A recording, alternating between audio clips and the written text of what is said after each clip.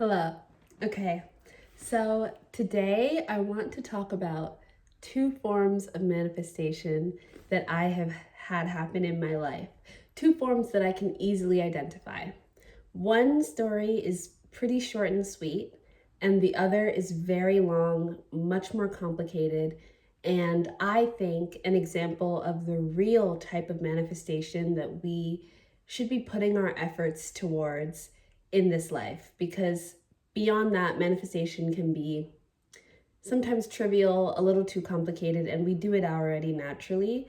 Um, but when we're talking about specific intention based active manifestation work, the longer story is the type of manifestation work that I think we should be actively doing in our lives. Um, yeah. So, and maybe just for people who are like me. For other people, I think manifestation might be a lot easier. But if you're like me, so the first story, short and sweet one. So I experienced my first form of like manifestation when, and it's 1:11 on the timer. In I think it was in 2021.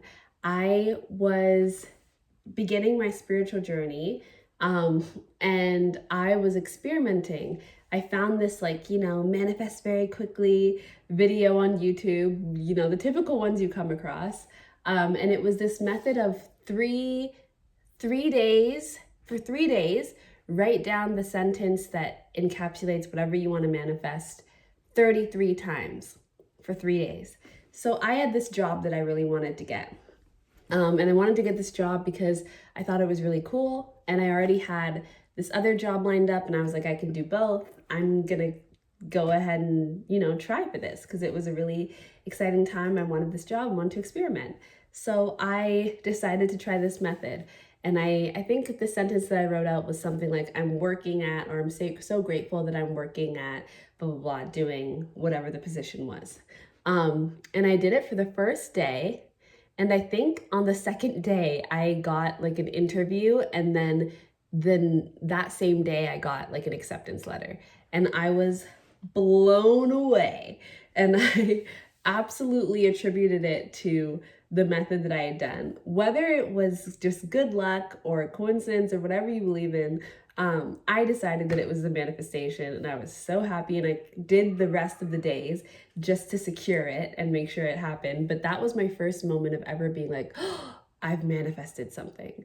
And while I was doing it, every sentence I wrote, I was trying my hardest to, focus on really feeling it. I tried to, input the gratitude and my all and just really envision myself. It was my first time ever doing any kind of like spiritual ritual practice, something of that type of space. I had never really known anything about manifestation or crystals or anything like that.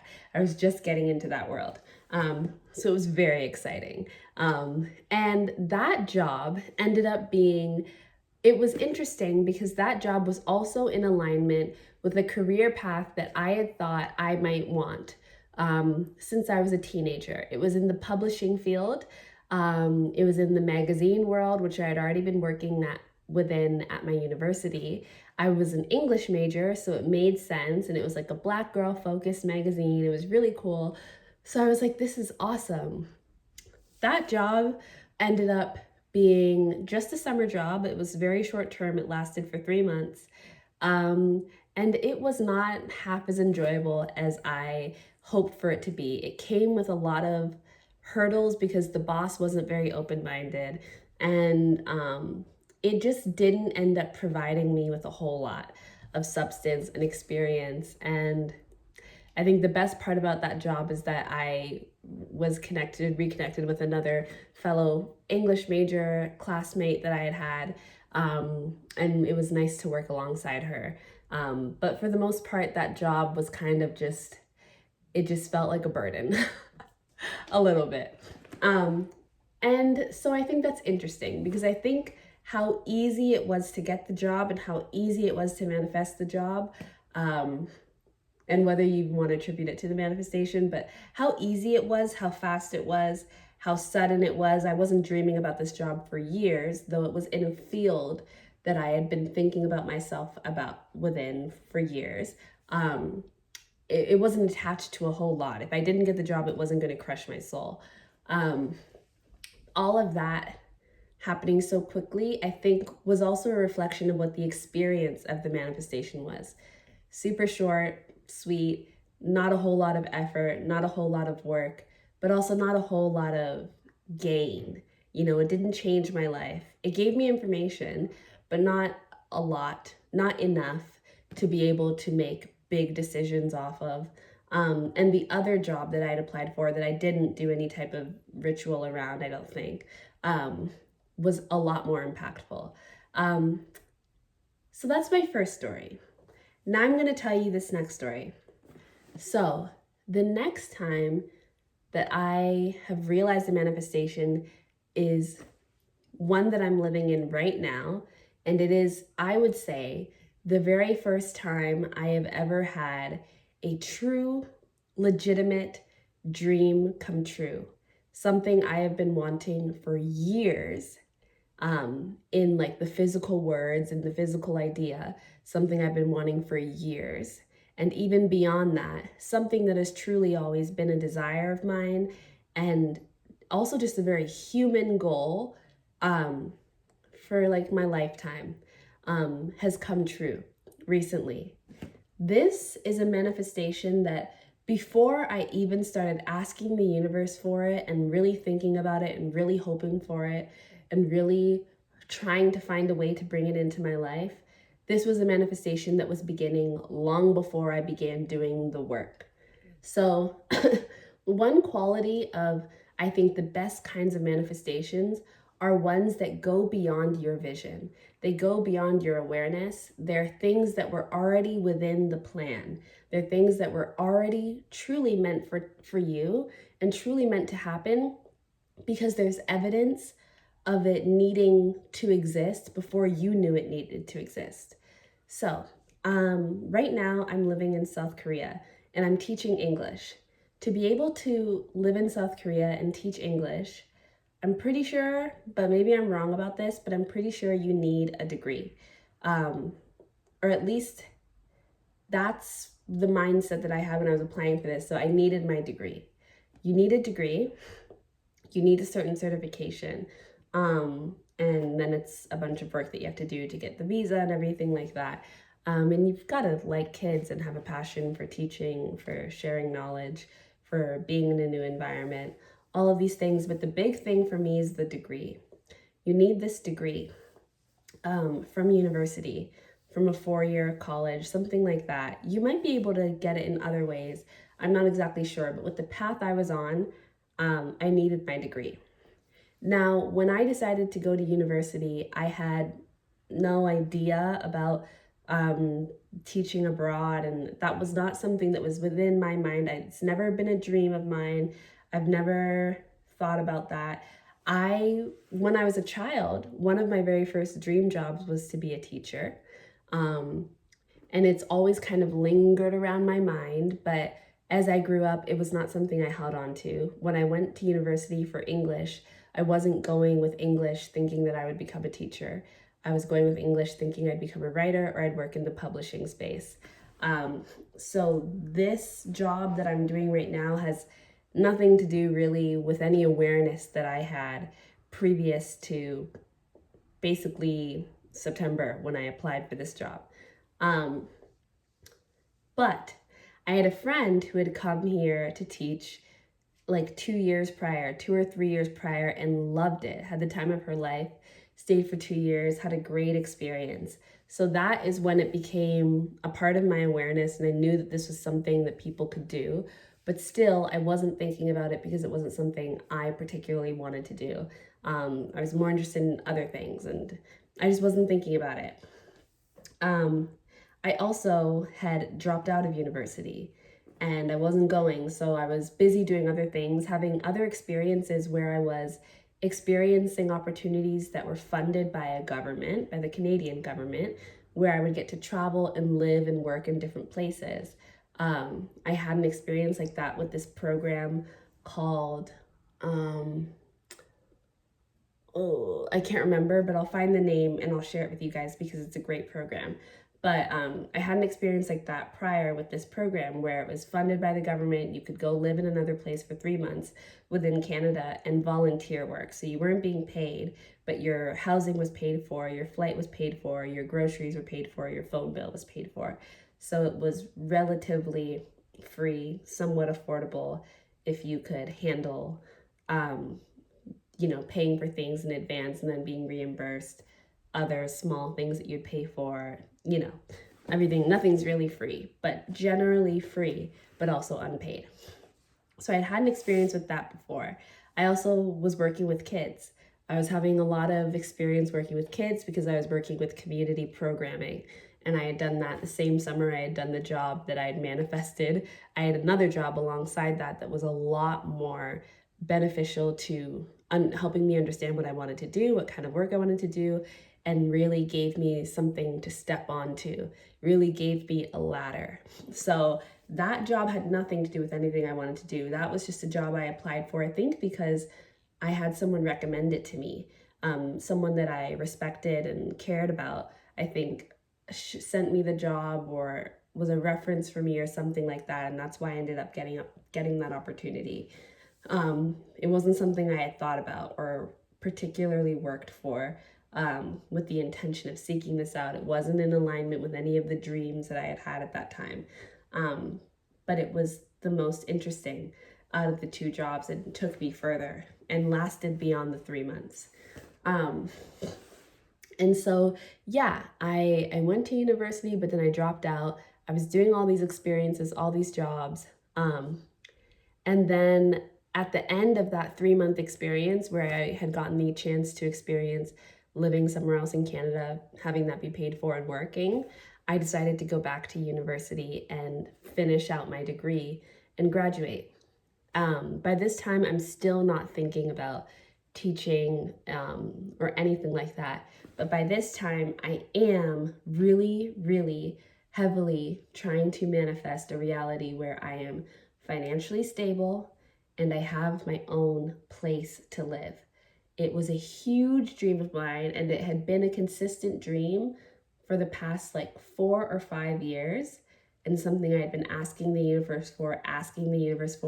In the very early stages of my spiritual journey. I would be writing the letters to the universe and, begging, burning stuff, and all the different rituals you're experimenting with when you're just starting to learn about this form of spirituality.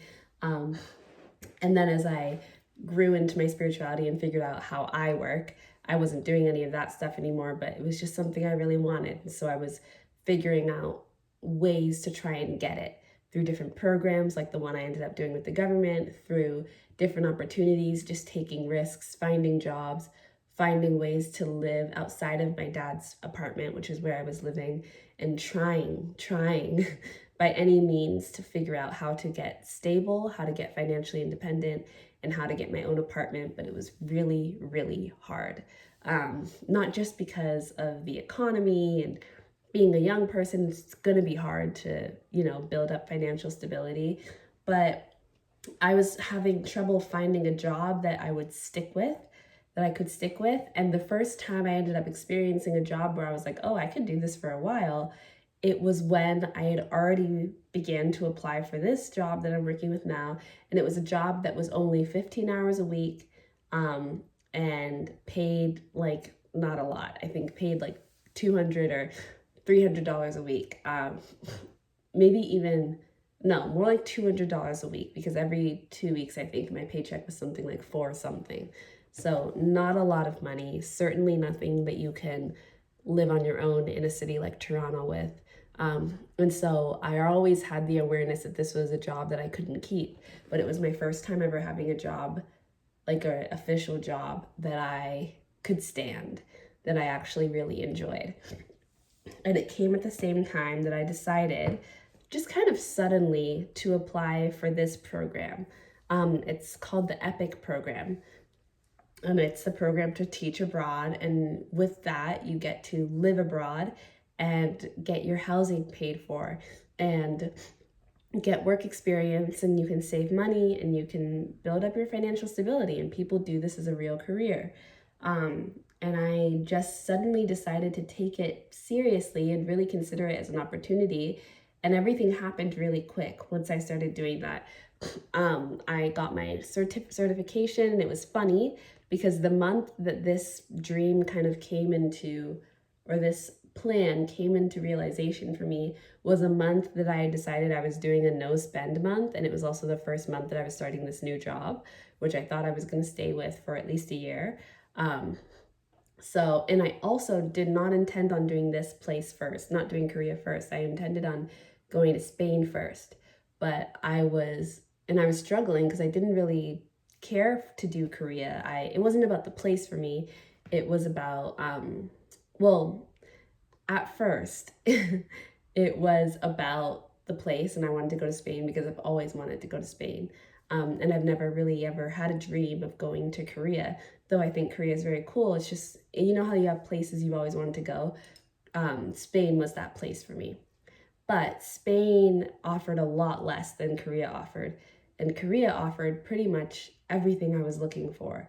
And so I went back and forth a lot while I was getting my certification. And then I just decided to apply for Korea. And Spain's application didn't open till later anyways, so I had some time. So I just decided to apply for Korea. And once I did that, things started moving really quickly. It became very serious. I got my certification. I took that really serious. I got that done really fast. I worked with this recruiting agency that, normally I usually just do things on my own, but I decided to apply via a recruiting agency. And so I did that. And even with that, the guy at first was like, "Oh, you've already started an independent application. We can't help you." And I was like, "No, no, no, no. I'm not doing the independent application. I'd like to do it through you." Which I'm not quite sure why I did all that. I think maybe I had a sense that this was something I needed to take very seriously. And I think it was because I was aware of the fact that it was answering some pretty big dreams of mine that I had not found a way to answer on my own up until then. And the only other way that I was figuring out maybe how I could respond to this dream of wanting to move out and be financially independent was to be an au pair. Being an au pair means that I would have to live in somebody's house and watch their children. And while I love caring for children, over the summer I had had a lot of experiences being in-house caring for children because I was working with this child care provider agency. And I would go directly to mothers' houses and help them with their newborn babies. It was the best because I've always wanted to work with newborns. And it was like, I don't know how that opportunity happened for me. It felt like the universe letting me experience things and giving me information. And it was the best. It was the best getting to work with all of these beautiful babies and care for them, and then getting to work with these mothers. But what I learned very quickly is that it is very hard for me to, one, work in a space where I'm constantly having to socialize with other people and constantly having to be on in that way. I can be on in the way that I'm focused on caring for this child, but having to be on and socially active in conversation with other people, especially as another adult, was very difficult for me because it's just not how I most enjoy to spend time. And I was spending hours doing this kind of work, so it was very draining in that way. And I also realized that I don't like being in other people's houses for such a long period of time. It makes me feel uncomfortable. I need my workspace to be a neutral space, a space that I go to that's not somebody's home, but maybe just an office, or a school or something like that, but not, it was too intimate to be in somebody else's house. It was a lot of pressure on top of them also being there and having them watch over me. It was a way of life that it was too much for me. And so that gave me a lot of information about whether I could handle being an au pair. I also, during that summertime, took a job being a camp counselor for a summer camp over the course of 2 months. And during the orientation period of that summer camp, it was hell. It was pure hell for me. And I learned that I cannot live where I work. because not being able to go home and decompress and always having the people around you that you also work with was way too much for me mentally, and it was really troubling. It was really, really, really difficult. And I couldn't even complete orientation. I was done. I had to leave that place and like came back home and had to find a new job, basically. And so I learned a lot of information over that summer about what kind of work I could do. And so while au pairing was a part of me considering how I would find a way to become financially stable and move out, it really wasn't an option. And I knew that. And so this teaching opportunity became more and more exciting and alluring. And it was also real work experience. Getting to be a teacher before I decide to go get my master's and really become a certified teacher, I would get this opportunity to work in a classroom, gain these skills. Everything was starting to just be like, hello, obviously, duh. So one thing I will say about this type of manifestation path is that it's very obvious. It might not be what you intended for, it might not be what you desired at first, but it answers pretty much everything. Anything that it doesn't answer is it's something that actually doesn't matter that much. You know, it might just be what you would like, but it's not a necessity. Everything that this opportunity path to the way that I would get to this manifestation through this job answered everything that I needed, and also gave a lot more than I was even thinking about. It was the more logical, the smarter, the more well thought out plan that I couldn't even think of on my own. So that's one thing I will say when identifying identifying how to get your manifestation. When the opportunity presents itself that is just like, hello, and even if it's not something that you're particularly screaming up and down about, if it's really looking at you like, hello, like, duh, you should probably take it. Even if your heart isn't thumping at the thought of it and super excited, the realistic you, the grounded you, will know that this makes sense. Even if you write down a list of everything you want, it will probably answer all those things, regardless of whether it gives you butterflies or not, regardless of whether it makes you dance and blah, blah, blah, blah. You know, it's not so much about the feelings at this point. It's about the real stone cold facts when it comes to trying to actually really manifest something real, something long-term, something that will stick. It needs to be something that goes beyond feeling. It's something that is grounded and concrete. And this was a plan that was really concrete. So anyways, yeah. So I start with this job application. I get through my certification. I get my job application in. I get my interview done, and I'm getting all of my like required stuff together. I get my job. I get my acceptance letter for this. So now it's like, okay, I'm really going. By this point, it's November. During November, there is a strike in Canada, a Canada Post strike, because they wanted increased wages and more benefits, which is good for them. I was super supportive of the strike, but that was very scary because I had to do a lot of mailing, and a lot of work trying to get documents and send documents.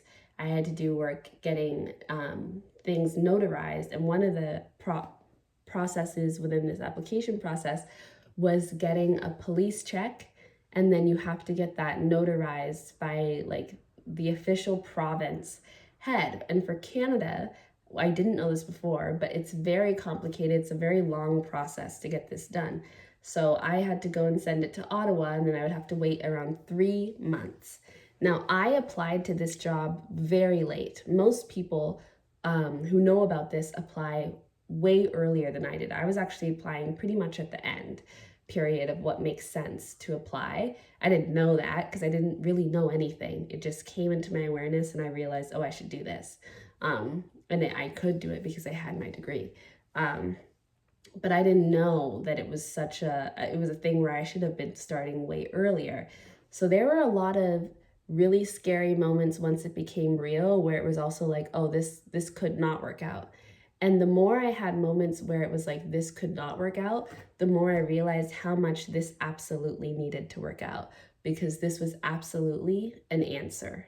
Um, and it's so I find that within my life, it is so rare that I find a complete whole answer. I have found pieces to an answer. All the programs I found where I was able to move out for a period of a year and get costs covered, and all the little jobs I've been able to find, they've been pieces of an answer. But I have never gotten like whole sentence, stop, this is the answer type of opportunity before. And I recognized with every barrier and hurdle that this was an opportunity that was worth fighting for, because it was a whole answer. And that's another part of the manifestation process. I will not say that manifestation is easy. I really don't think it is. I think it's very difficult. And I think the reason it's difficult is because when you're manifesting something that is really true to what you need to bring into your life in order to change your life, then you're manifesting something that will be a shift for you. And something that is a shift is something that requires so much resilience, so much strength, so much bravery, so much courage, so much patience. And even once you get into the new reality of whatever your manifestation would bring about, you need to have so many skills to be able to handle adjusting to that environment, because real, true, meaningful manifestations change your life. And if you are not someone who can handle all of the change and all of the adversity that will come with your reality shifting, it is a waste of a manifestation. And so I think that the real manifestations put you through hell, because they need to know that you can basically die and be reborn and continue on with your life, and not have this change drag you down into the bottom of a pit and not allow and make it so that you can't get up, can't get out. This is a manifestation. The universe, I think, wants to send you manifestations that you can handle. And so I think that part of the struggle process with manifestations is seeing if you can really handle it. And if you might not be able to, it's building you up so that you will eventually be able to. It's building that muscle. And so I had a lot of hurdles come in, and they were all really faith-based hurdles. It was hurdles where it was like, I don't know if this is really going to happen anymore.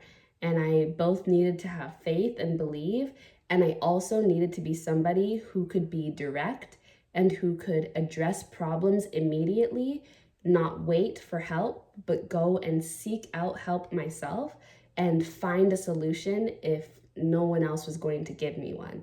So with the Canada Post problem, it was getting to the point where they were going to run out of spots. My recruiter tells me, it's great that you got your acceptance letter, but we need all this information from you in order for it to be processed and send you back your visa number. Until then, we can't do anything, and we can't hold a spot for you. You'll be put on a wait list. Being put on a wait list for me was just, for some reason in my mind, it was not an option. Because one, I think I had a feeling that the wait list would mean that I'd be waiting like until next September, basically. So basically a full year, rather than getting to go in February, which was what was being presented to me, which was so exciting because that is so soon. That's getting to receive my dream come true of moving out of my dad's apartment and really being able to be financially independent and build a life for myself, not just this one moment in time, but a life for myself with a career that I could sustain with my own housing. I mean, it's huge. It's a huge dream come true. So it was extremely important to me that I was able to get to this place and that I was able to do it sooner rather than later. I couldn't with the delays. I did not want to wait a year. So I emailed the Ottawa processing office and I was like, hey, I'm just checking on, oh, right. So I sent new packaging because I had originally sent my packaging with Canada Post before the strike happened. And the strike happens, my packaging is there, but they're gonna have to eventually send it back. And Canada Post wasn't working.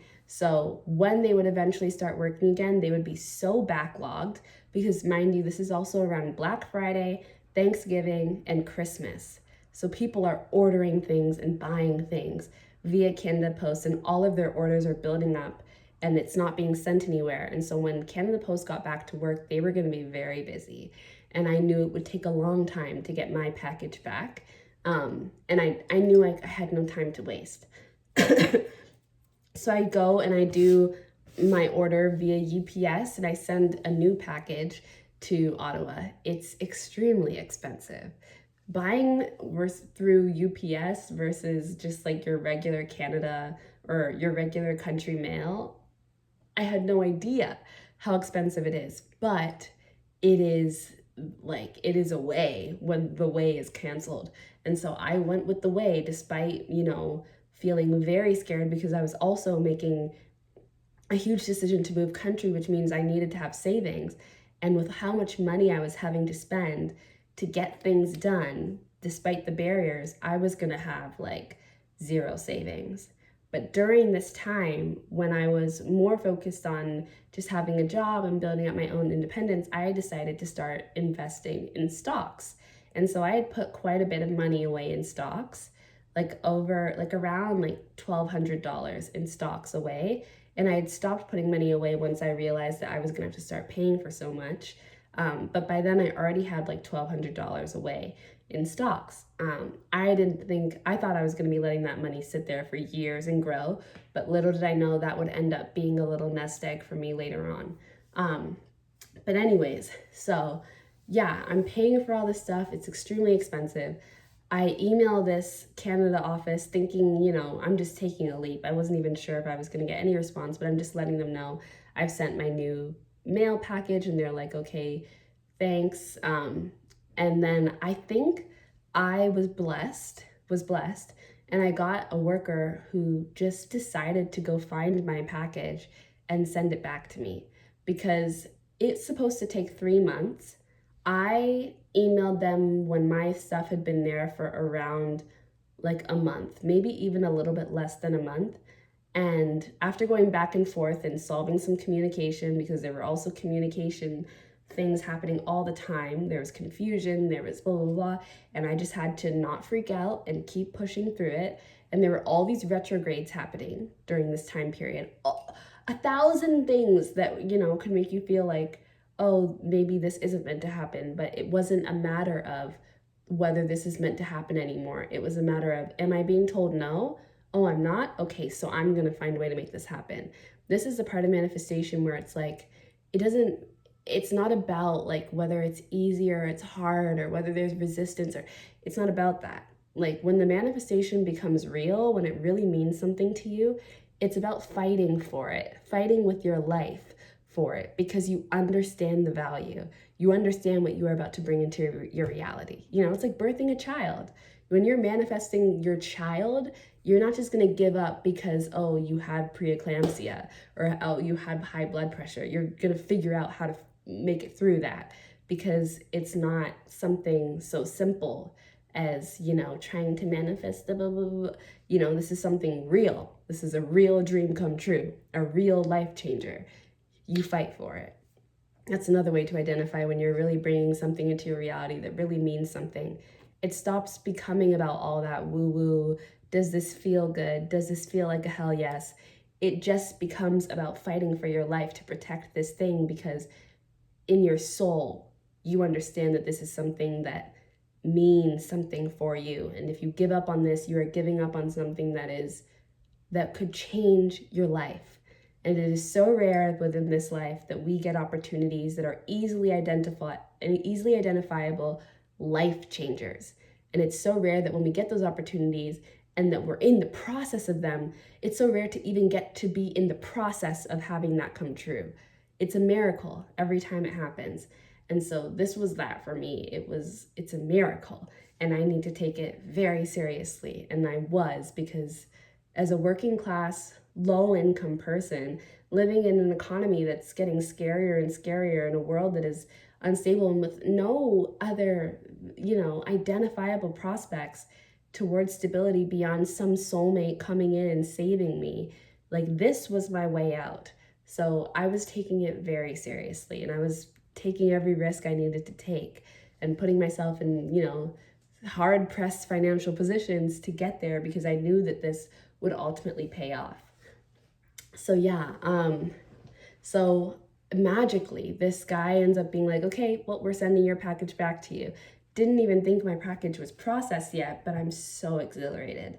And another part of the manifestation process when it's real is there's a lot of really incredible highs and then there's lows. It's really up and down because you're accomplishing things and then you're on to the next because you're moving along a path. So it's not just like you get one big accomplishment and then you're like, woo, you're accomplishing 10 things. And within that journey of accomplishing 10 things, you're also facing all the barriers in between. So lots of great, amazing highs, but it is hard to stay there because then there is some type of dip and you have to fight your way out. You're fighting hills and valleys, you're climbing until you reach level ground. And so I get my package back. I get all of my information back. I email my recruiter. I send him the information. He's like, thanks, but you're probably on a wait list by now. By now, it's Christmas. Everything is shutting down. The world shuts down at Christmas. There's nothing you can do, and it won't open up again till January because of New Year's and all of that. So it was just kind of a time period where I just had to wait. I just had to wait and sit around and see what would be happening with my future. And I still had my job, but at this point, even though I loved that job, it was no longer something that I wanted to hold on to. I wanted this instead. This was my light. And so it was incredibly hard to wait around. I got to like the middle of January and I was hearing nothing from my recruiter, and I was getting this feeling like it was over for this opportunity, and not like it was over like I need to give up, but like it was over and I was going to need to find another way. I was going to need to revive this in some other way. This is where the genius of the universe comes into play, because when I originally decided to go through a recruiter versus applying alone, the reason why is because a TikTok came across my feed when I was doing research of this girl who had gone through a recruiter. And she was like, one of the great things about going through a recruiter was that they were able to send me an earlier opportunity than I was expecting, and so like I was applying to go for this date, but I was actually able to go earlier. And for some reason that ticked off in my mind as like, oh, that's cool. Options, that's something to consider. And so I decided to apply through a recruiter basically because of that selling point. Now it's January and I'm realizing I am not going to be placed. I'm too late and I need to find another way for this to still happen for me. So I email my recruiter and I'm like, hey, I'm recognizing that I might be waiting a while. I'm wondering if I don't go in February, could I go in March? Could I go in April? Or will I have to wait till September? And if it is that kind of situation, are there any other opportunities for me? Is there any other job? Even if it's not directly through Epic, is there something I can do where I can still go within this like February timeframe? And he emails me back and he's like, yeah, it's probably March or April, but more likely it's probably September. And he's like, and you know what? There is an opportunity. I've had a job opening come up in this province, and you wouldn't be working directly with Epic, but it would still be all of the perks of Epic, meaning you have your own apartment, you're getting paid, you're getting blah, blah, blah, everything with Epic, but you just would be working with this Office of Education specific to this province instead. Do you want it? And I was like, oh, and the only catch was that there is no orientation, which with Epic, you would get this orientation before you would go to your city and begin teaching, blah, blah, blah. I was so excited. And it was one of those moments that like my spirit was dying because I thought this dream was dying and I knew how much this meant at this point. So it was like killing me. And so when I got this email back after like being hesitant to even reach out because I didn't want to bother the guy and I didn't know if there was any point and blah, blah, blah. But I just decided to reach out because I couldn't just sit and watch my dream die. I had to do something. And so getting that response was like, So I feel like alive again. I jump at it. I'm like, yes, of course. Like, fuck, forget what I was doing before. Yes, I will take this. And so he's like, okay, cool. So he sends me the application again. He's like, you're gonna have to reapply. You're gonna have to redo an interview. This time you're gonna need to make a video. There's like all these steps you're gonna have to do. I do everything. Do my interview again. With my interview, the interview is canceled 3 times, 2 or 3 times before I actually get the interview done because of communication problems, because of blah, blah, blah. But it doesn't matter. It doesn't matter. Either way, fighting through. All these hurdles doesn't matter. Until it's a no, a strict door closing, like it was feeling with the EPIC program, I was going to fight. And so I was fighting. I got my interview done. I got the acceptance letter. But I already knew at this point that acceptance letters are only so far. What I need is the visa. I need the visa. So I'm like, okay, boom, acceptance. I accept, send all my stuff back. Now I have to wait for processing. So timing is so interesting because back then it was Christmas and New Year's timing for the West. Now it's New Year's timing for countries that celebrate New Year's in February. And South Korea was one of those countries. And so I was dealing with, like slow movement because it's a big holiday. And the world just shuts down, government shut down, everything shuts down and becomes extremely slow around holiday seasons. So I was dealing with that, and it was coming up on the end of February. And by now, I had already sent in my resignation letter to my job, given my 2 weeks notice. I was committed. And I was starting to wonder what I was going to do because the paychecks that were coming in 2 weeks were literally sustaining me for all of the money that I would have to put out to get all of the paperwork done and all the things I would have to send. Like, the money was just going out of my account every time it would come in. So sending in that resignation letter to my job was really killing me because it was like, if I'm out of work and then I'm going to be waiting an extended amount of time for this visa, or God forbid this doesn't come through, then like, what am I going to do financially? Because I've put myself in a position. But I kept staying committed. I think the second week before the end of February, I get my visa information back. Is it that I get my visa information back? Yeah, I get my visa information back. It was like, ah. So then I'm like, oh my God. So I rush and literally, I rushed to go like book an appointment with the Korean consulate to get my visa papers in so that they can begin to process my visa so I can buy my flight and go. So I booked my appointment with the Korean consulate. On the website, the last available appointment is for the next day, and it is the last available appointment for 2 weeks. And I'm like, oh my gosh. It also happens to be the day that is my last day of work at this job. So, and it's an hour before I start work at this job. And so I'm like, oh my gosh. So I book my appointment. I text my boss and I'm like, hey, I might be a little bit late to work tomorrow. I'm so sorry. But it was just going to be like a celebration day anyways, because I was leaving. I was like, but like, I got my visa information. I have to go to my appointment. So I go, I get my visa done. I make it to work early. I'm like way ahead of time. It's the best day ever. It's the best day ever.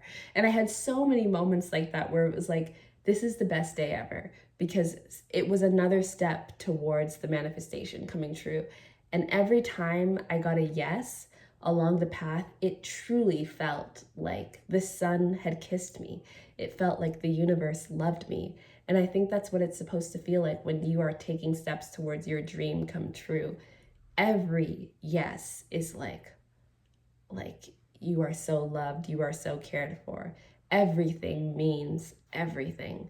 And the amount of ecstasy and joyful moments I had because something worked was so incredible. And it's so defining of this journey. So anyways, I get my visa process. I'm thinking, I don't know how long it's going to take. I'm hoping it's not going to take long. They tell me that it'll be available next week. I'm like, sold. By this time, February is like done and it's March. So I'm accepting that the February timeline out the window, but whatever, because that would only be like a week without working. and then I would be on to a job again, and I could handle that. I could handle it. I was getting through my fears financially. I was just figuring it out because it didn't matter. I had to make this happen for me. So yeah, I'm waiting on my visa. I end up having to go to the hospital because suddenly, out of nowhere, I'm having this pain in my chest. I had been getting sick a lot that year because I started working with small kids, and small kids get sick really easily, and they have like the worst diseases. And so I was catching all of their stuff and I was getting sick a lot. So it was a shock, but then it was also not a shock. And I was hoping it was nothing serious, but something told me to go to the hospital and not just try and ride it out. And so that's what I did. Oh, but this was in February. Yeah, this was in February. I went to the hospital one night. It took 12 hours just for them to tell me that, they were gonna, that I was fine and there was nothing on my test things, but they're gonna send me to a respirologist. I don't get to see that respirologist for like weeks. I'm supposed to call them, but I forget. And then they call me one day and book me an appointment the next day or something like really soon. And so I go to that appointment, and at that appointment, they're like, yeah, your lungs are troubling to us. We're a little scared. And I didn't know what to do with that information because at this point, like, Korea was a go. I was beginning to get all the information I needed. Like, everything about all of the work I had to do to make it happen for myself was closing out. The work was closing out. So to now have something come up that was like, oh, well, maybe the work doesn't matter because you can't go, was like, what? It was so jarring. And this is why, like, the timeline, and why I forgot to even mention this earlier, because everything became, the timing stopped existing, and it was just about the yeses and the blocks and the yeses and the barriers. That's how it all began to play out in my mind. And I associate this health issue with the end because it was like, it came at the very end of the journey of me getting to go. And it got to a point where I was taking all these health tests, and I was and I got to a point where the doctor was like, it's a pretty, you make the decision, because I was in a state where he felt like I looked healthy enough to go and I was fine, but it was something that could become a problem. And he was having this potential diagnosis, and it was really scary. And so I went back and forth for days, just terrified, because I have always been someone who's had health struggles. This is not new for me in this sense. And the fact that this would come back in such a major way when a major life accomplishment, dream come true is happening, was so not a coincidence. The health is a big thing in my storyline, in my lifeline, in my lifetime. So having it be a major aspect and a major decision point when it comes to a major dream come true, and, deciding what are the blocks and the barriers in my life, what are the things that hold me back, what are the things that I decide I can't move beyond, and what are the things that I can. Health being one of those decision points was not a coincidence. But it's very scary. And as someone who's been hospitalized and who has relied on medicine for certain phases of my life, I took it very seriously. It was very scary, but I eventually decided to email my doctor and be like, hey, I'm going. So I need you to help me figure out a plan because I'm going. And that was the scariest thing I've ever done, but he didn't tell me not to go. And I felt like that was the sign that this was not a no, this was a choice. And when you start to be given choices, you choose yes when it comes to your manifestations, no matter how scary the choice is, because it's the dream, and sacrifices have to be made, and risks have to be taken, and fear has to be swallowed in order for the dream to come true. That is the payoff. That is what happens. That's the other side of it. That's the hard work. So I decided, emailed him. I was like, hey, I also can't have this appointment happen after this date because by this point I got my visa back. And when I got my visa back, I emailed my recruiter and he was like, we want you to come for this day. And it would be that Sunday it would be the Sunday of that week. And I had a doctor's appointment scheduled for the Monday. And at first I thought I had a doctor's appointment scheduled for the Monday and I had to arrive on Tuesday, but I wasn't considering time zone differences. So I had to leave on Sunday. So I was like, and I emailed my recruiter first. I was like, hey, is there any way I can come later in the week? He was like, basically, no. I was like, oh, okay. So I emailed my doctor and I was like, I can't come for Monday. I can't come. I'm leaving Sunday. I need you to help me. I need you to help me figure something out. He emails me back that same day and he's like, come tomorrow. So I go tomorrow. I have my appointment. He breaks it down for me, everything that he's thinking, and he gets me to take a bunch of tests. I go and I take 1,000 tests. And for 3 days, I'm going back and forth and I'm doing all these journeys, a lot of journeys in like threes of like fear. And then also, but then timing also just expands but whatever. Lots of back and forth, lots of just fighting it out and lots of journeying, different journeys I was doing, lots of traveling to make this happen. But Sunday comes and I'm off to the races. I bought my plane ticket. I went. Sunday comes around. I go to the airport. I say bye to my family. I'm crying and I leave. That Sunday was so weird because in the morning I was fine. By the afternoon I was completely stressed and like pulling things out of my suitcases because everything is filling up and the size and the weight and whatever. And I have no money to pay for an overweight bag. I'm like on the brink.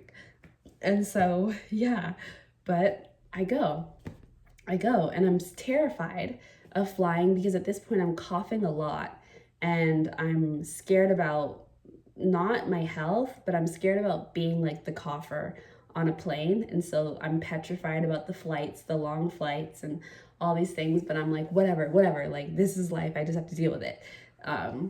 And so I do, and the flights end up being fine. I'm not coughing a lot. I land in Korea. I'm here.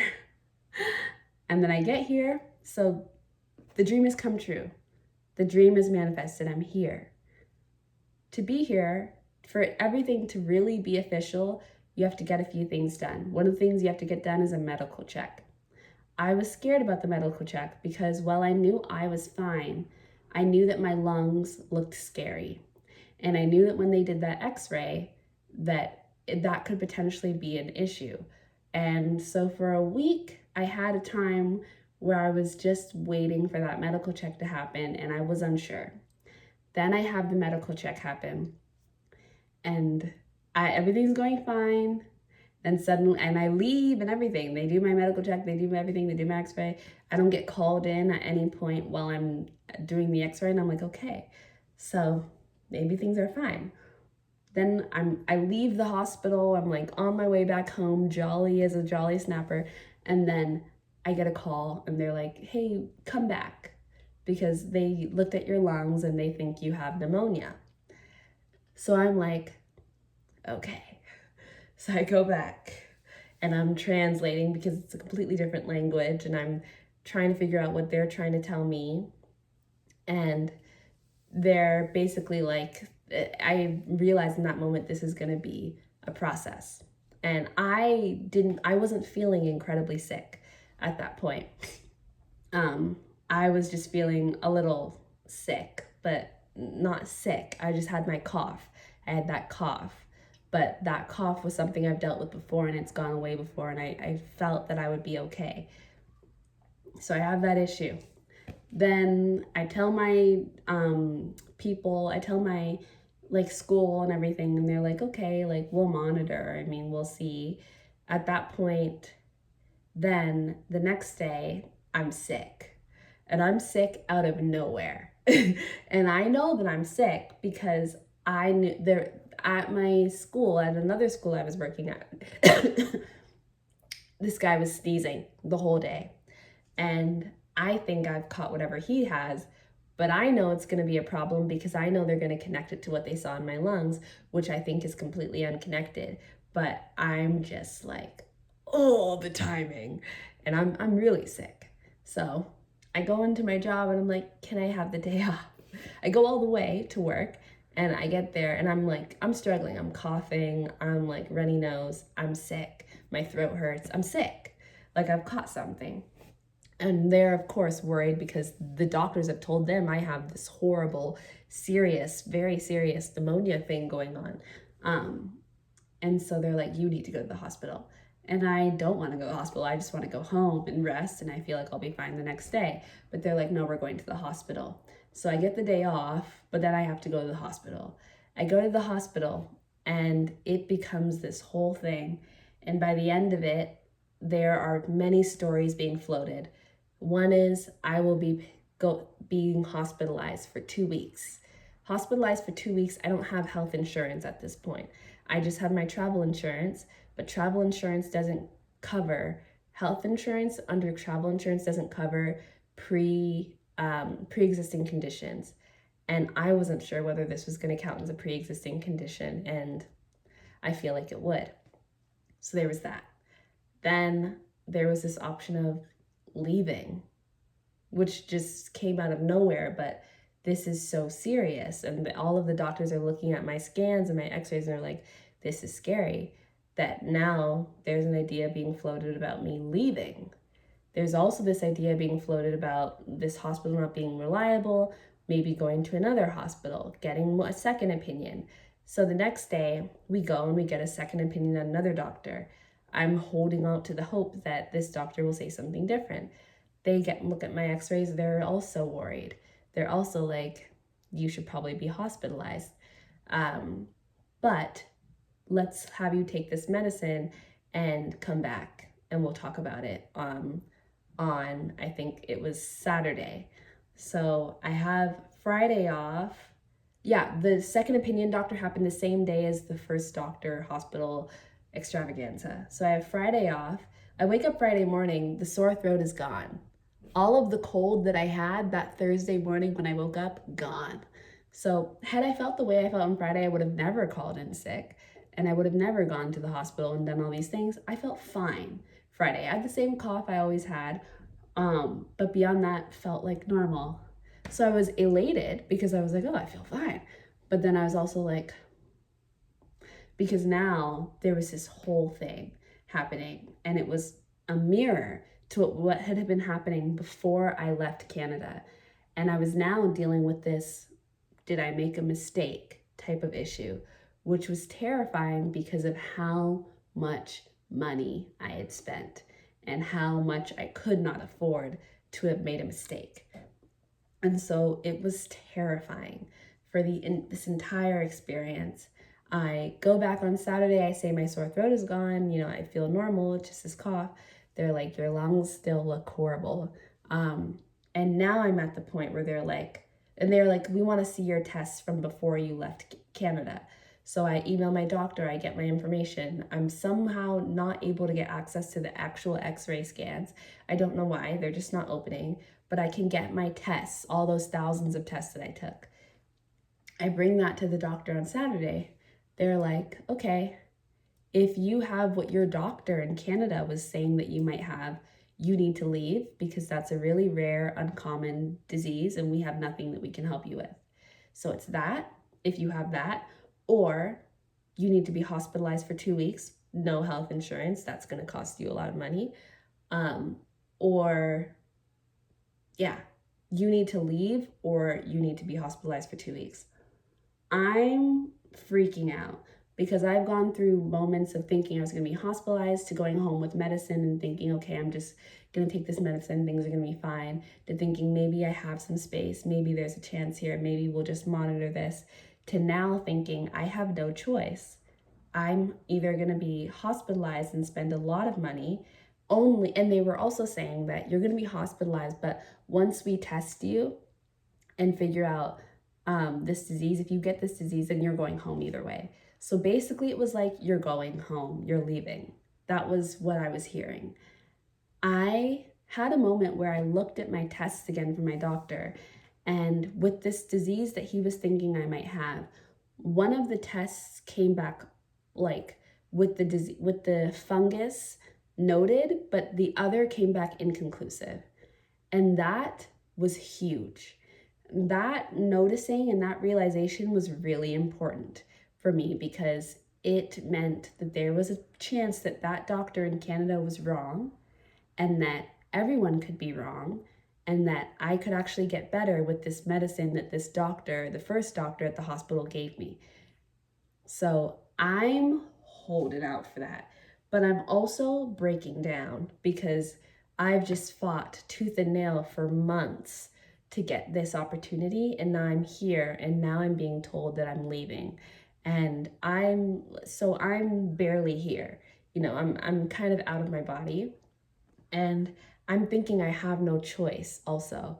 I wasn't hearing clearly, I wasn't understanding. There were so many translation problems, and I was thinking I had no choice. So by the end of Saturday, I'm talking to my mom, I'm talking to my sisters, I'm trying to figure out.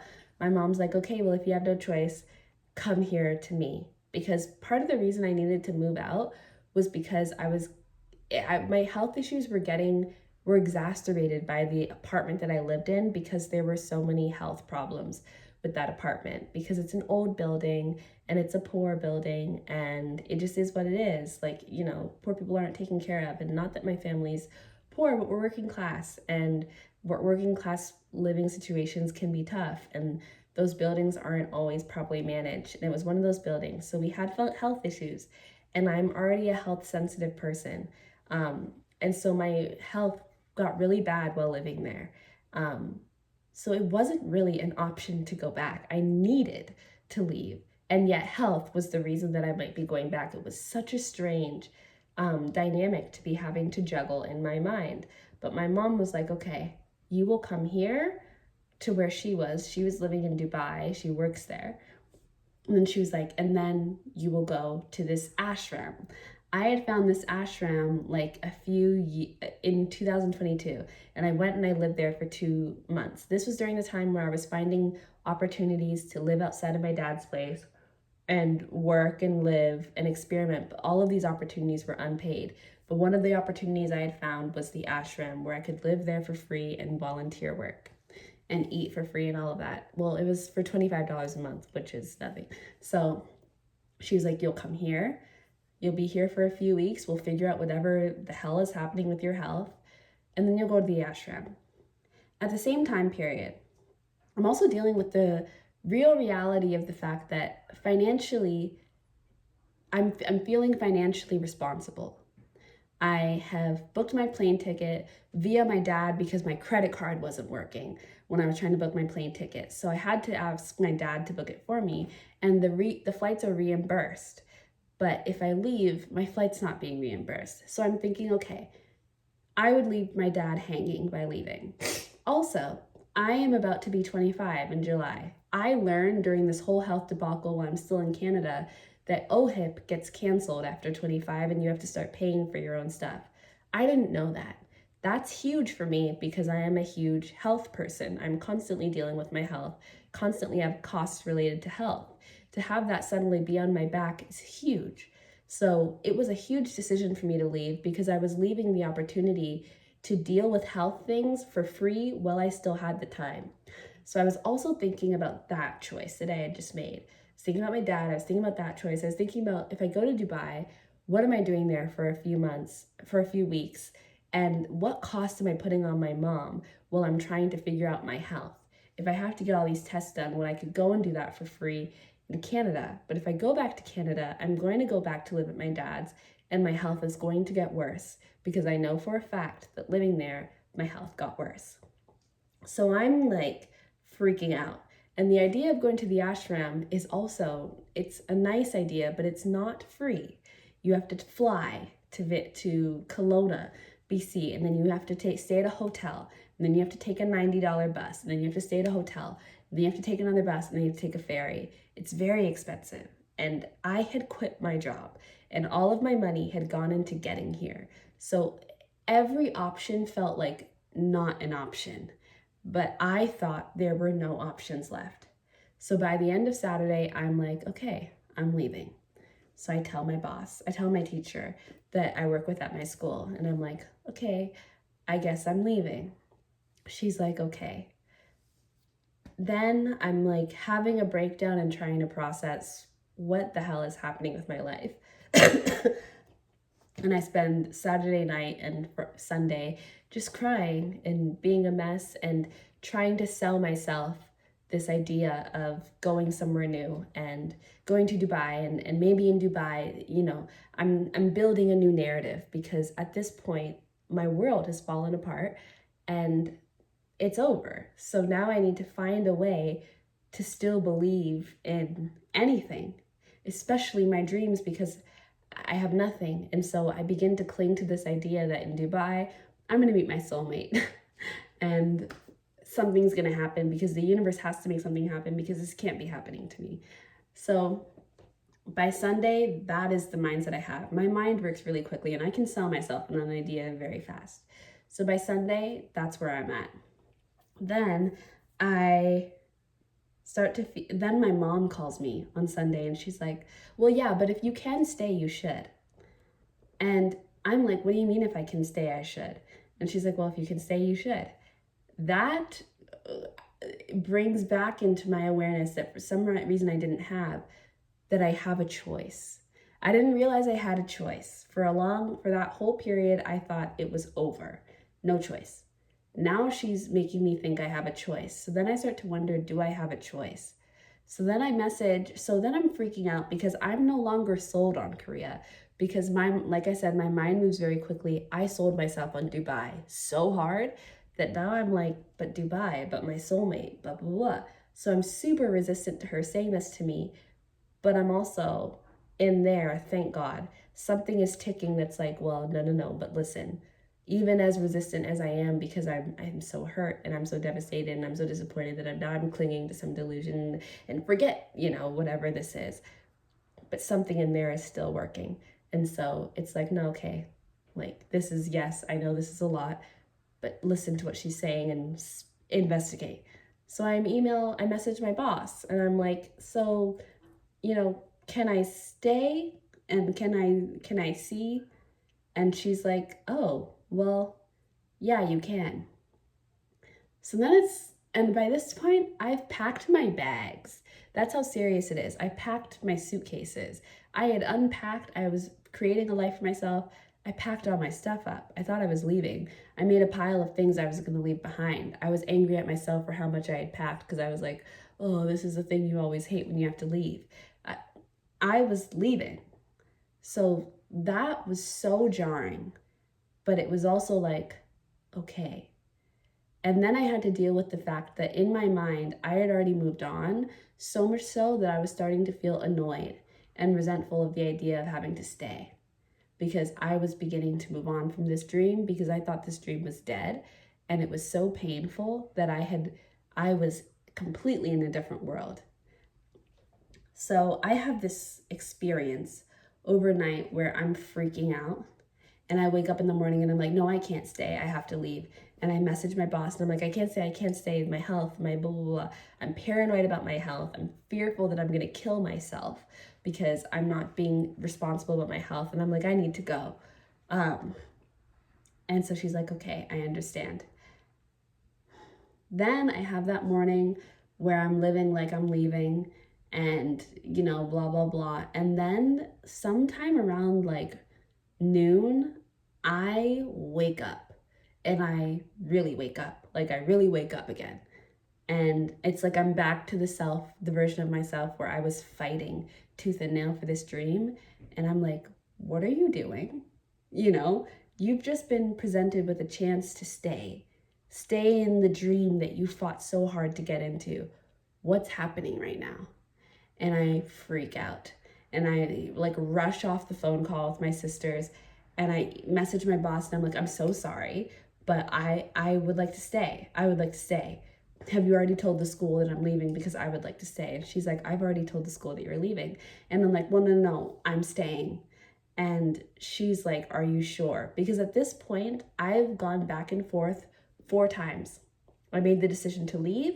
Then my mom reminded me that I had an option. That was my first like waking up, starting to wake up. So then I'm like, oh, I'll stay. Then that morning, I freak out thinking I'm going to kill myself with not taking care of my health. I decide to leave. Now I'm messaging her again. I want to stay because I'm waking up. I'm waking up. So she's like, what's wrong with you? And I'm like, please give me a chance. I have no way to explain my behavior. And she's like, you need to make a decision because this back and forth is like, it's too much. We need to know, are you leaving or are you staying? And I'm like, no, I'm staying. So I get my job back after losing it for like 2 days or whatever. I get it back. And from there, and she's like, okay, if you're staying, you need to go to the hospital tomorrow, get a test done because they need to see if you're contagious and we need to test you and all this stuff. And she's like, actually, go to the hospital tomorrow and be hospitalized for 2 weeks. So I'm like, okay. At this point, forget it. Yeah, I don't have health insurance. Yes, it's going to cost an arm and a leg. At this point, I'm waking up again. I'm remembering what this dream is, how much it means, that whatever cost, it doesn't compare to what I am receiving. I need to figure it out. So I'm like, okay. I go to the hospital the next day with one of my co-teachers, and I get to the hospital. I do an x-ray.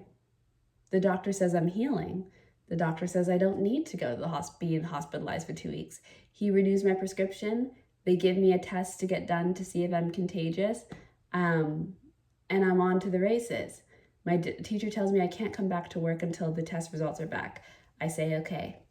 I give my test results back on Wednesday and I wait to receive my results. Like I give the testing sample on Wednesday. I wait to see my results. That Thursday, I go to the big city government. I register for my ID because I have my medical check done now and it is what it is. So I can get that done. Everything is moving. Again, suddenly life is moving.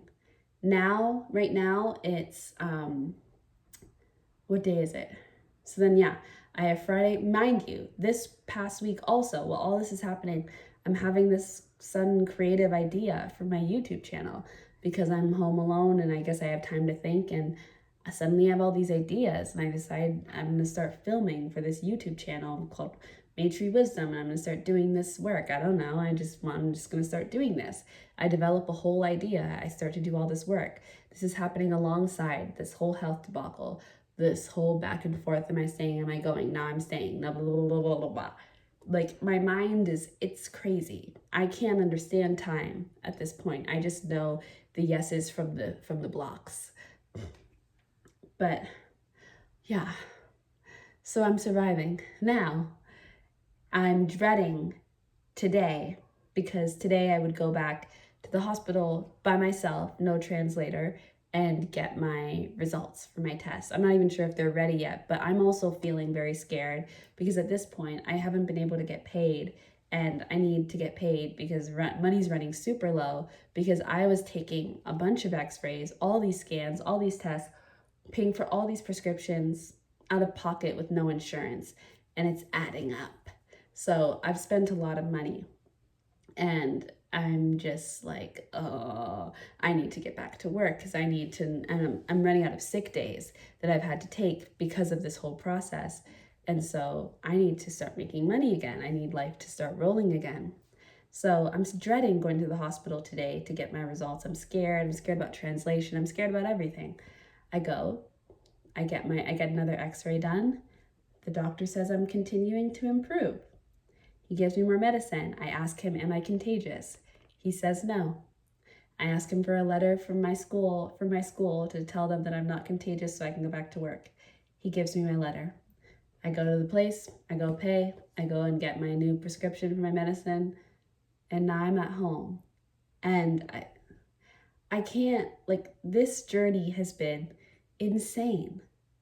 But this journey is literally what it is to have a dream come true. And it has been so hard, so hard. I have fought for my life so many times, and it has felt like this is ending so many times. Even while I've been here, I haven't felt like anything is stable. But now I am finally at the point where it is what it is. I am healing. The diagnosis that my doctor is going to give me in Canada, it's not relevant. It hasn't come up. And so that, I don't even know if that was anything that was actually legitimate. Crazy, because that almost stopped me from going in the first place. My lungs are healing out of I didn't even know that was possible. I thought I was, the way my doctor was talking, I thought I was stuck with something that I was going to have to live with the rest of my lungs are healing. Okay, mind you, today, when I go to the hospital, sudden pain in my chest. I'm like, what's happening? I'm terrified now to get my results because this happens before I get my results. I'm thinking, oh, I'm screwed. This is it. And it's really done. It's all fine. The pain in my chest is now going away. I think it might have just been stress, which is making me think that the original pain in my chest might have just been stress. But I don't know. I don't know. I'll never know. All I know is that when it comes to real manifestations, first of all, it's going to cost you your life. On Monday, when I had that breakdown and I made 4 back and forth decisions and I had to fight to get my job back after I had thrown it away, I could not stop laughing because I was in shock, because I felt like I had just been reborn because of the trauma of realizing what I had almost just lost. It wasn't just losing a job. It wasn't just losing this opportunity to be here. It was a future. It was a future. It was a life that I almost just gave away because I didn't understand certain things, because I thought certain things, because of whatever. Either way, I almost just lost my life is basically what it was like. It was a complete, I feel reborn.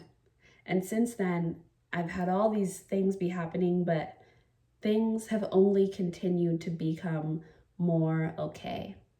Even all the scary things, everything is generally okay. And it's so crazy what I have been through and what has happened, but I'm so grateful because I feel like by some miracle, I have managed to allow this manifestation to stick. And it is perhaps the most important thing that has happened to me in my life.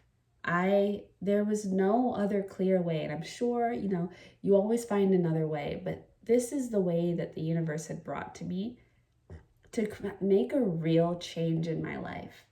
And it required everything. It was so scary to bring this into reality. It was so hard. And the craziest thing about it is, for some people, this is just an experience that you'll have in life and then they'll go on and do other things. But for me, this opportunity is everything. It means so much more than it describes. There's so much more behind it. And I am now at the point where I'm going to work tomorrow, and I will be able to continue to work beyond that. I've got my ID, it's being processed. I should have it by April 17th. When I have my ID, I can open my bank account and get paid for the first time and reimburse my dad and get health insurance. And I'm healing, like the doctor said, continue to take my medicine for the next 2 weeks. But it was so hard. And I feel like I have been through pregnancy and labor and postpartum. That's what this entire experience feels like, in a very jam-packed timeline, but yet also extended timeline. Because had I never chosen to go to university, had I never met the friend that I met when I was in middle school, who would eventually do this program that would make me aware of this program, that would eventually lead me to apply a few years later, even just on a whim. If so many things hadn't happened, I wouldn't be here. But this is the most important thing that has ever happened. I am living on my own. I am out of a place that was killing me, health-wise, extremely bad for my health. In the few months before I moved out, there were 2 house fires. Before that, we've been dealing with fungus, and we've been dealing with so many things. This has been life-changing to be here, and now to know that I'm going to start to make money and tick off another thing on that box. It's life-changing, and it has been so hard. And that is the truth about real manifestations. The journey is so hard. The journey is it's riddled with resistance. Nothing about this has been easy. But none of the closed doors have ever been real closed doors. And that is a defining aspect of this. There has always been a way because it was always meant for me. Even when it felt like this was not meant for me and nothing and no one wants this to be for me, and I don't even want this for myself, it was still meant for me. And I had to be awake enough to realize it. And there required so much action on my part, so much awareness, so much courage, and willingness to change my mind all the time, to fit my mind to fit this reality where this dream stays and this dream sticks.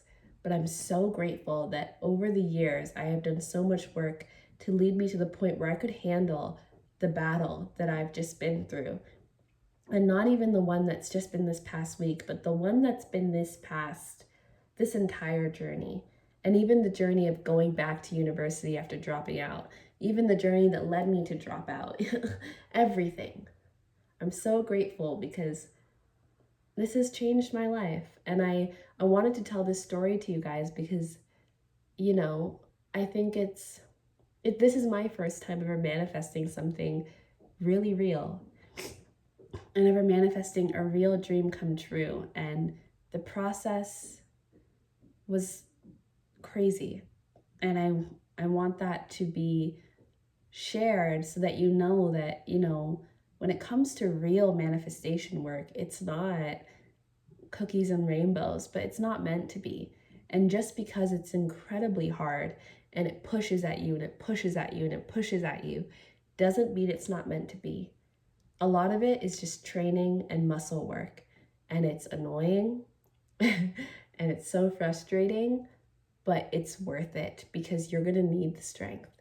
Because to integrate into a completely new reality, one that honors your soul but is completely different from all the physical energy that you carry from the old life that you were living into this new one, the resistance that you're going to have to be able to move through to say, no, I belong here. No, this is my space. No, this is for me. This is my world. This is my dream. This is my manifestation. The strength that takes, that's why you go through everything that you go through on the journey to this becoming true and this becoming real. And so I just had to share that because if it's hard, that's okay. That doesn't mean give up. That's the last thing it means. Unless there is a fully closed door, a hard no, then there is still a yes. And you need to find the way. Find the way. And the way will be there because if it's meant for you, the way will be there. When the epic didn't work, the way was there for me because I managed to choose to go through a recruiting agency instead of applying on my own. If I had applied on my own, the way wouldn't have been there. But I didn't apply on my own. I applied for a recruiting agency. The way was there. The way was always there. When I was gonna leave because I thought I had to leave, my mom suddenly said something to me that made me think I didn't have to leave. It changed my mind. The doctors didn't say anything different to me. Nothing had really changed, but my mom said something to me. And I was able to listen to her and consider what she was saying and then believe that maybe what she was saying was true, despite the fact that none of the other information had changed. So much so to message my teacher and act as if there was an option. And then it turns out there was an option. The way was there. The way is not always easy to identify. Sometimes it's scary to identify. Sometimes it doesn't seem like a way, but the way is always there. And you have to take it. And the sacrifices are plentiful. But what you gain is just so obvious that it doesn't really matter. And you figure it out with the sacrifices like you do with life. But it's worth it. And if you are going after a dream that is a real dream, like the one that I feel like I'm on the other side of completing, I'm so proud of you and I'm so excited for you and I'm here and I understand. And I just want you to breathe and keep an open mind and remember that this is your dream. So no matter what comes up, no matter what blockages, no matter what barriers, no matter what, unless it is a hard no, and there is no way, if an opportunity presents itself, if a way becomes possible, there is a way, and it's a yes. And you need to run with that. And don't let anything distract you from it, because these are the types of dreams that change your life. And we are all trying to change our lives. When you get the chance, you run with it and you fight for it like hell. Fight. Don't be afraid to fight. You're not just supposed to be sitting back and receiving. That's not what life really is. Okay, so that's that. I think that's all I have to say. I mean, I'm on the other side. I'm going back to work tomorrow. I'm getting my ID soon. I think I've made it. I think I'm here to stay, to stick. I think it's over, which is crazy. It happened so fast and yet it took so long. But I just wanted to share this because, well, it's fresh in my mind, and also just because what a crazy time. What a crazy first month here. I bought a full, huge bottle of oil when I first got here because I was like, no, I'm going to be here for a month, for a year, at least. And like the friend that I made, she was like, why are you buying that big thing of oil? Like, buy the small one. I was like, no. And who knows how important, because that oil kept coming to mind every time I realized I was leaving. I was like, but I bought that big thing of oil. That oil might have been what kept me here. I don't know what it is. All I know is take action, believe. You never stop believing. No matter what you do, you never stop believing. And unless it's a hard no, it's a yes. And there's a way, and you're gonna just need to figure out where it is. And then when you have to wait, you just have to wait. And maybe document it so that you can look back later. But proud of you, because this is not easy. This is not easy. This has been hard as hell, but we're making it. Okay, bye.